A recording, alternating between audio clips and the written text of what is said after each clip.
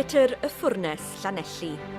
Oyster Wharf, y Mwmbles, ac estyniad gwerth 20 miliwn o bunnoedd I Ysgol Gyfun Dyffryn Aman.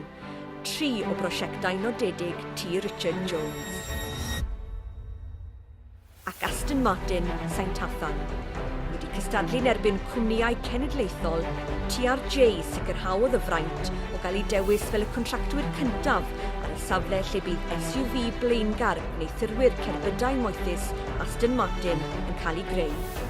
Ers geni TRJ ym 1935, mae'r cwmni teuluol hwn wedi ehangu'n sylweddol a bellach yn cynnig gwasanaeth peirianwaith sifil, dymchwel, rheoli gwastraff ac ailgylchu, datblygu, cludo a llogi peiriannau.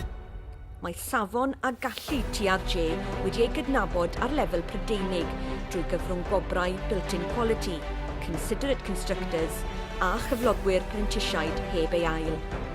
Drwy gyflogi 180, mae T. Richard Jones yn cefnogi'r gymuned leol a thu hwnt drwy wirfoddoli yn Uganda.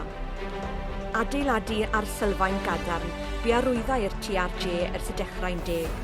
A diolch i'w wreiddiau cadarn eu gorffennol, mae'r cwmni hwn yn camu'n hyderus i'r dyfodol.